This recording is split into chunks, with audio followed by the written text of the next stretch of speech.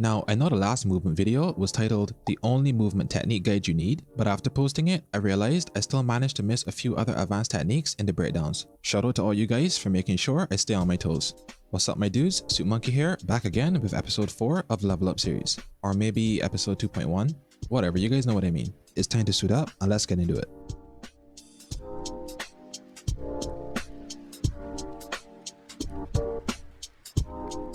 If you're new to the channel, welcome and enjoy. For demonstration, I'll be playing on PC with mouse and keyboard. But unlike the last movement video, where the techniques were mostly universal to both PC and console, here there might be a few techniques that'll prove challenging or near impossible to pull off if you're on controller.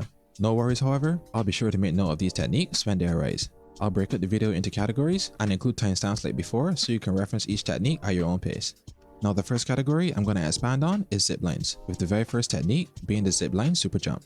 This is basically an advanced form of jump boosting, and it's a super easy way to instantly gain height on your opponent or reach odd places quickly with minimal effort. There are two ways to do this. One way can be done on both PC and console, and the other only on PC. To pull it off, when standing below a horizontal zipline, tap ride, in my case E, then immediately jump. But instead of tapping jump once, like we do with regular jump boosting, we need to tap jump twice in quick succession. The timing for this technique is very fast because what we're trying to do is basically overload our jump input so our momentum spikes for a short period of time, which shoots us into the air. This method will definitely take some practice to get the timing right, as it's the most challenging way to do it. The second and easier way to perform the super jump requires us to bind our jump input to the scroll wheel. Scroll down to be specific. This way you can still switch weapons by scrolling up if that's your preference. The reason we bind jump to the scroll wheel is because each scroll step counts as a single input. This means a single swipe will input multiple commands much quicker and easier than our fingers can tap in such a short space of time, overall making the technique much more consistent. So like before, when we're under a horizontal zipline, tap right and scroll downward once immediately afterward. Emphasis on immediately because any delay between your inputs will lead to a regular jump boost, which obviously won't be as useful during a fight. You can chain this after a slight jump to give yourself more momentum in midair, but just make sure you don't jump before you try to ride the zipline. This is because jumping beforehand will result in a regular jump boost. Also, once successfully in the air, you'll be able to strafe so long as you keep your input to one direction at a time, while also turning your camera in said direction. And that pretty much does it for the super jump. The next technique, while it doesn't require you to play Pathfinder, to pull it off, you'll need to have in place a zipline close to another one in game. The lines don't need to be exactly parallel, but just be going in the same general direction while being relatively close together. This technique is called double zipping. And to do this, you tap ride, immediately jump afterward, then rapidly repeat this pattern all the way up the zipline like a seesaw. You'll quickly switch between ziplines like you're glitching out, which makes you harder to track, while also allowing you to travel the zipline much faster than normal. The riding limit of having to cool down after hopping off 3 times doesn't apply to this technique, meaning you can pretty much do this indefinitely up and down a zipline without ever falling off, and it's pretty viable if you need to contest a position that the team is holding or to escape enemies quickly while being as safe as possible, which makes it useful for both offense and rotation. Before I move on, I know in episode 2 I said I prefer using spacebar to bunny hop, but as time progressed, my personal preference changed to using the scroll wheel instead, since it allows more jump commands to be input instantly. This makes bunny hopping much more consistent since it's harder to mess up your timing. Now I still use spacebar for jumping, but whenever I need to bunny hop or zipline super jump, I use the scroll wheel. Ideally, 3 clicks distance on your scroll wheel per pull is all you need for the correct input, which should give you an idea of how little you actually need to pull per hop. There's an application of bunny hopping I didn't mention in episode 2, and that's while stimming with 𝗀𝗃𝗃, phase running with Wraith, or going beast mode with 𝗀𝗃𝗃𝗏. For each of these, the technique is generally referred to as Stim Hopping, and it gives you all the benefits of bunny hopping but with an added speed boost. Technically, this means that you can still use bunny hop healing with characters like 𝗀𝗃𝗃 and 𝗀𝗃𝗃. You activate your ability while sprinting, tap your heal button, then immediately slide jump into a bunny hop. You want to be in the middle of starting your bunny hop before the healing animation starts, otherwise you'll be slowed down like normal, though not by as much thanks to the speed boost. Now at this point in the video, I gotta quickly say a big thank you to all of you who've been supporting the channel. We recently hit 8,000 subs, which is absolute madness, and it really shows me that you guys truly appreciate the work that goes into making these videos. Leave a like or comment so I know you guys want to see more and to support the channel's growth. Also, I have a small surprise for you guys at the end of the video as well. But for now, it's time to move on to probably the most requested technique I got from you guys, and that is tap strafing. First, what the heck even is a tap strafe anyway? Well, if you've seen episode 2, you already know that to air strafe, use slide jump, and while airborne, press the single direction you want to strafe, while also gradually turning your camera toward that direction. A tap strafe is just like this, but allows you to do much sharper turns and even complete 180s in midair, and it occurs when you rapidly tap your forward key during a regular turning air strafe. Similarly to how overloading our jump input lets us super jump on zip lines, overloading your forward input extends your ability to redirect your momentum for a short period of time, allowing you to make almost instantaneous changes to your direction while in midair. This technique is highly impractical on controllers, unless you have a scuff controller or some other way to repeatedly input forward while also holding left or right simultaneously. The easiest way to tap strafe requires you to bind your forward input to your scroll wheel. Scroll up to be specific. This bind lets you input multiple forward commands rapidly by simply swiping up on your scroll wheel. During your midair strafe, try to do a long single scroll upward while you're turning that lasts as long as the movement. The speed at which you scroll shouldn't be too slow or too fast. A long single scroll is all you need. And keep in mind that obviously, if you have your scroll down, bind it to jump, and your scroll up, bind it to forward, you won't be able to switch weapons by using your scroll wheel. You'll either need to use your number row or bind them to somewhere else. All in all, tap strafing is a technique that not many players use, but it's truly viable when you need to disappear behind a corner or chase down an escaping opponent. Another common application of tap strafing is using it to wall jump faster by applying it after the slide jump. To pull this off, you slide jump alongside a wall, tap strafe toward it, and right before you make contact, let go of every other input, then tap jump as soon as you make contact with the wall, just like a normal wall jump. This allows you to wall jump even if you're in tight spaces. When you're this close to the wall, you don't need to input a strafing command to move in the air. You simply slide jump, scroll upward while turning toward the wall, then tap jump as soon as you make contact.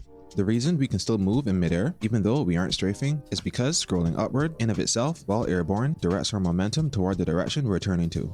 This momentum shift is enough for us to make contact with the wall. In any other circumstance, however, to create the sharp turns we normally associate with tap strafing, we need to combine the scroll with the strafing input to maximize the effect. This is how we're able to pull off crazy stunts like wall jumping around corners and even wall jumping out of doorways. If you find you're not able to tap strafe at all, it might be because you're holding down the forward key while trying to scroll. To tap strafe, your movement input should be a single direction, so either left or right, while turning toward that direction and scrolling. If you're still having difficulty making sharp turns, then it likely means you're not whipping around your mouse fast enough. Our goal isn't to turn slowly in midair. Once airborne, whip your mouse around to go in the direction you want. Once you understand the motion, the movement itself becomes easier. It's up to you to get creative with how you use it. And with that, we've pretty much covered tap strafing. Up next is wall running. Now, I use the term wall running with caution because this technique is more like a pseudo wall run akin to an extended form of wall sticking. As you might remember, we can stick to a wall while climbing so long as we hold the forward key, giving us a short period of time where we can move left, right, and even climb around obstacles above us. With the wall run, the difference is that you run toward a wall, slide jump at it, look slightly away in the opposite direction you intend to run, then press and hold your desired movement direction, so either left or right. The key to a successful wall run is to keep your body slightly angled away from the direction you're wall running to. So if you want to wall run left, you slide jump toward the wall, then turn the camera slightly toward the right, and at the same time, press and hold the left key. This lets you move in a perfectly horizontal line, and if you end it by tapping jump and turning your camera toward the direction you're headed, you've successfully chained a wall run into a wall jump, or for short, an extended wall jump. This combination is great for getting to places that are just out of reach of a regular wall jump, and to stop yourself from potentially falling into hazardous areas while maximizing your wall jump distance. Currently, there's a glitch that lets you wall run by launching yourself onto a flat surface with a jump pad and pushing into the wall, letting you traverse the entire surface so long as it remains flat. This is definitely a glitch and is most likely going to get patched out in the future, but it might be something you can make use of if the conditions are correct. And in case you're wondering, yes, it still works as of Season 8. Now, the final and probably the biggest technique we're going to discuss is exclusive to Wraith, but extremely useful and a must know whether you're a Wraith main or not. A lot of players might not even know this technique exists, and it's called a crouch portal. Think of a crouch portal as a regular portal that's been cut in half. The normal one is tall with a defined edge, while the crouch portal is a circular void that sits close to the floor. Anyone coming through the circular end will exit in a forced crouch position and won't be able to stand unless they manually tap crouch, jump, or sprint again after they exit. This pretty much means that anyone who chases you through a crouch portal will exit unable to move quickly, most likely be confused, and at a massive disadvantage before they can figure out what's going on. Now, you don't necessarily need to be a master of bunny hopping, but it is a prerequisite for this technique. From there, all you need to do is master the timing of your portal.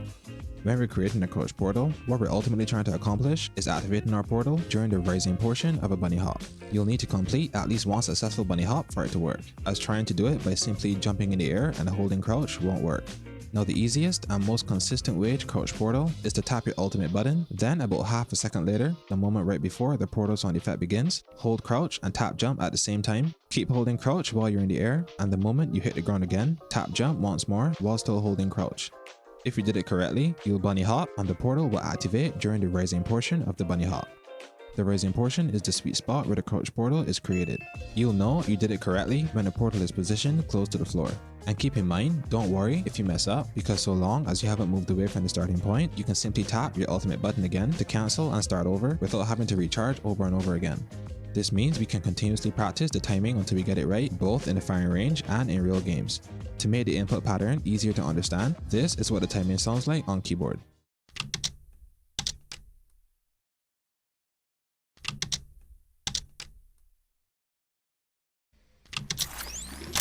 Setting a portal.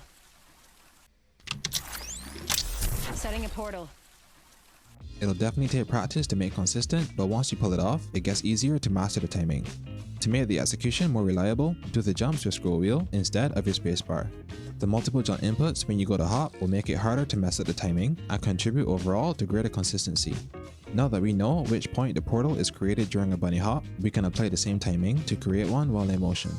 To do a running crouch portal, sprint, and just like before, tap your ultimate, then about half a second later, slide jump into a bunny hop, and your portal should activate during the same time frame as if you did it standing still. Also, if you're already multiple bunny hops in, the best place to tap your ultimate is right at the very top of your bunny hop. If you're successful, the portal will again activate during the rising portion. If we also want to create a crouch portal at the end of our rift, it's a bit harder to pull off consistently, but a trick I use while sprinting is to wait until energy reaches 20%, then immediately do a slide jump into a bunny hop. This again should end the rift right at the correct frame needed to create the crouch portal.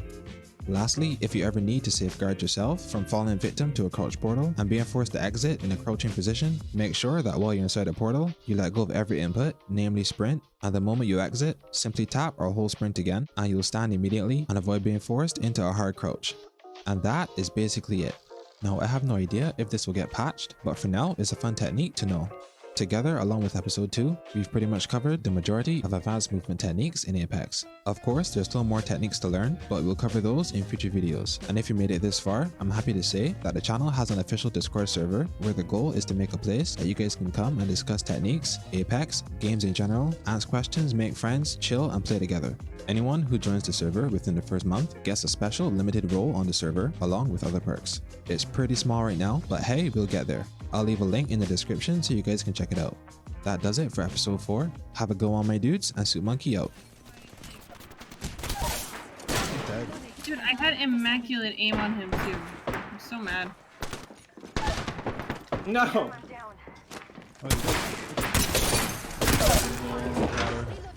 Jesus! Oh! This! I'm one shot right now. Holy Distract hell, him. bro. Please She's do. up here.